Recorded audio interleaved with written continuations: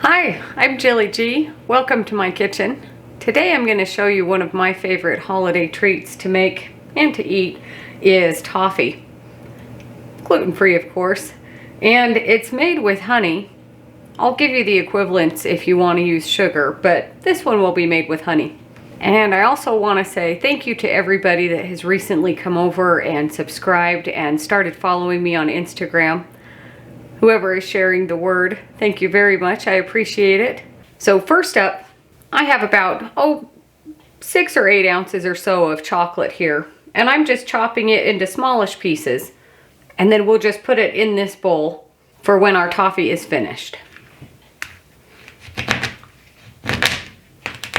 And this is semi-sweet chocolate. You could use milk chocolate or dark chocolate or no chocolate at all. And these are actually really big semi-sweet chocolate chips. But because they're so big, that's why I'm chopping them. You don't even have to do this. You could just sprinkle them on top of your toffee when it's finished. But I notice if I chop them into smaller pieces, they melt a little bit better. And I don't think I'm going to put it in my little dish. I think I'm just going to leave it here on my cutting board. So now that our chocolate is ready, I've talked about my candy pot before, and with candy, for this recipe in particular, you do need you don't need to have a candy thermometer, but it really makes it easy. And a really tall, straight-sided, heavy-bottomed pan. And this is a 4-quart. You saw me use this when I made the caramel. And in here I have 1 pound of butter, and that's 4 sticks. And you want a really good quality unsalted butter. And the only other thing we need is our honey, and I have about 1.5 teaspoons of vanilla. And this will be for last, that we'll stir in after it's done cooking.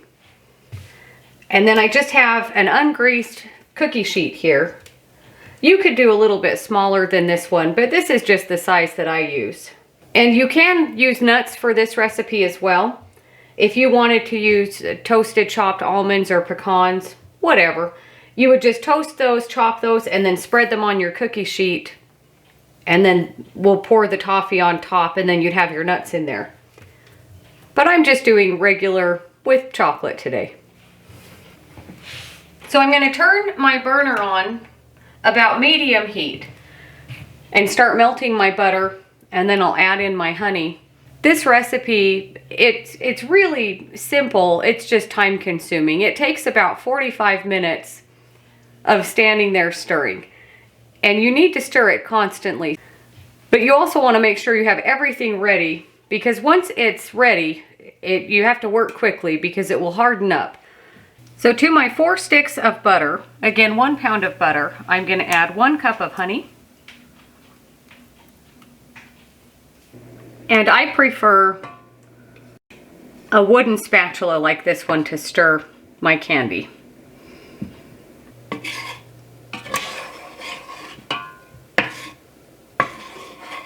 Once your butter is mostly melted, lower your candy thermometer into your liquid. You want to make sure that it is not touching the side of the pan or the bottom. And I just go under with my spatula to make sure it's not touching the bottom. And you want to continuously stir, but very gently.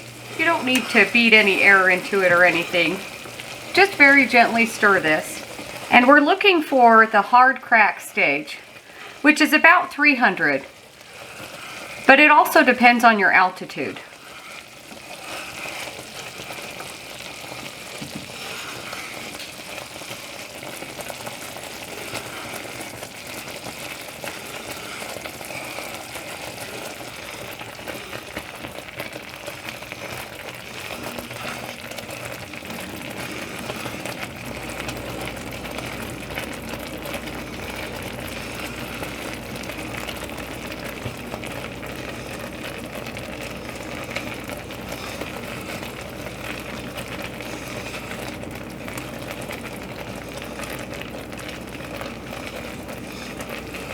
Once your temperature is to the hard crack stage, turn off your heat.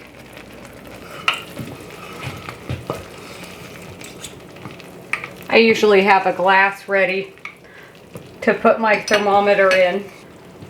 Once you've got it off the heat, gently stir in your vanilla and it will bubble up.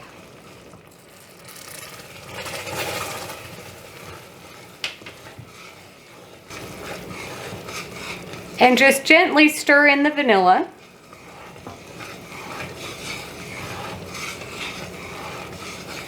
And pour onto your cookie sheet.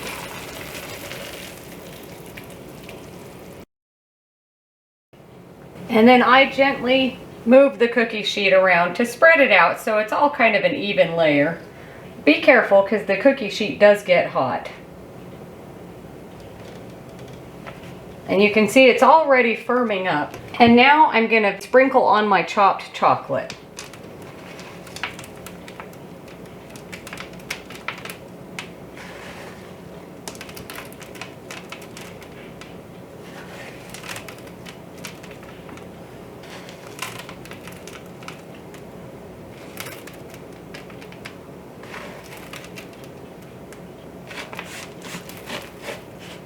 And then I just have a little offset palette knife here.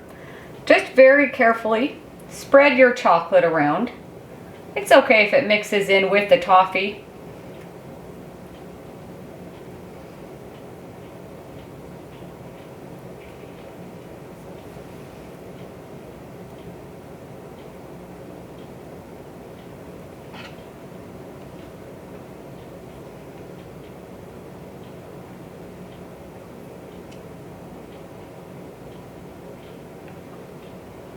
And I don't know if you could see, but the very middle is still pretty liquidy. But the edges are starting to harden up. So once you've got your chocolate spread out in an even layer, let me bring this over here. But you just want it to cool off till it's firm enough that we can break it into pieces. And I don't know if you've ever made toffee before, but when you make it with regular sugar, it's about a 45-minute process of just standing and stirring. But when you make it with honey, it goes a lot faster. And I'm not sure why that is. I'm sure there's a scientific reason for it, but my guess is that it's because the honey is already a liquid, so you're not waiting for the sugar to dissolve. But it looks really good. Once your toffee is really cooled off, you'll notice the chocolate dries on the top, and you can tip it up like this. But what I do is I kind of move the cookie sheet kind of like an ice cube tray to loosen it up, and then if you have a corner, you can kind of break it apart a little bit on this corner of your counter. And then I just have a little spatula, and where you can see it pulling away from the pan, we'll just lift up this corner.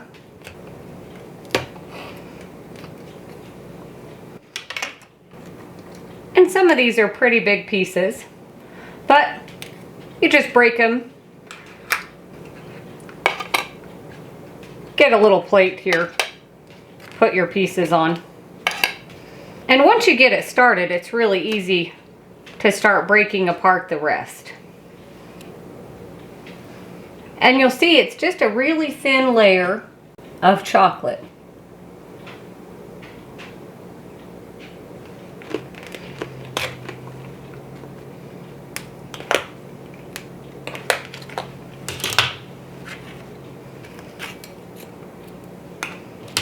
And you can break it into smaller pieces if you need to.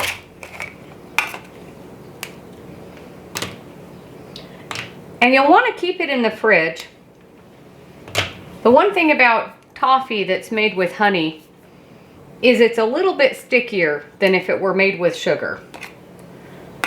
And so if it's left out at room temperature for too long, it will have a tendency to stick together. But it's looking really good. I'm going to try this little piece here.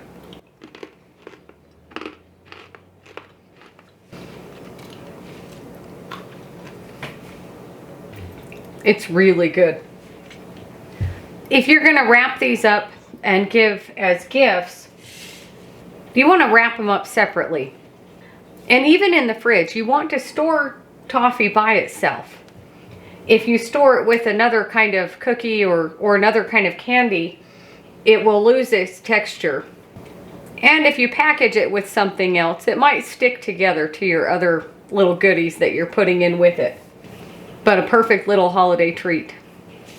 If you ever have a batch that doesn't quite turn out like you want it to and you haven't put the chocolate on yet, or even if you have put the chocolate on, you could just crumble up the bits and sprinkle on ice cream or put in cookies.